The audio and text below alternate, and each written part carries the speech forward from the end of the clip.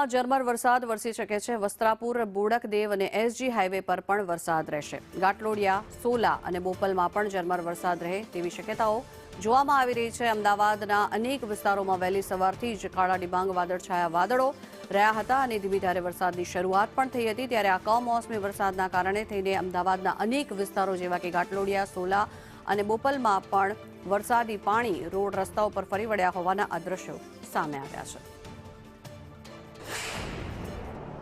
અમદાવાદમાં વહેલી સવારથી ઝરમર વરસાદ વરસી રહ્યો છે। એક તરફ ભર શિયાળો અને એ શિયાળામાં ચોમાસાનો માહોલ ચારેકોર જોવા મળી રહ્યું છે। અરબી સમુદ્રમાં સર્જાયેલા ડીપ ડિપ્રેશનની અસર છે જે ગુજરાતભરમાં વર્તાઈ રહી છે, જેના કારણે સમગ્ર કારતક માસમાં કદાચ ચોમાસાનો માહોલ, અષાઢી માહોલ જોવા મળે તો કોઈ નવાઈ નથી। સાથે ચારેકોર વરસાદી ઝાપટા છે તે પડી રહેલા નજરે પડી રહ્યા છે। ત્યારે અમદાવાદમાં પણ સામાન્યથી મધ્યમ વરસાદની આગાહી આપવામાં આવી છે, ત્યારે કેટલાક વિસ્તારોમાં ઝરમર વરસાદ વહેલી સવારથી વરસવાનું શરૂ થયું છે।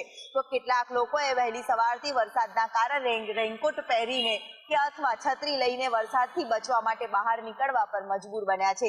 અમદાવાદમાં વહેલી સવારથી ઝરમર વરસાદ વરસી રહ્યો છે અને વરસાદના કારણે અત્યારે હાલ ચોમાસા જેવો માહોલ છે તે વહેલી સવારથી અમદાવાદમાં જોવા મળી રહ્યો છે। જ્યારે ગાજવીજ સાથે કેટલાક વિસ્તારમાં ભારે વરસાદની આગાહી પણ હવામાન વિભાગ તરફથી આપવામાં આવી છે। કેમેરામેન ચેતન પરમાર સાથે દિવ્યા ચૌહાણ, સંદેશ ન્યૂઝ, અમદાવાદ।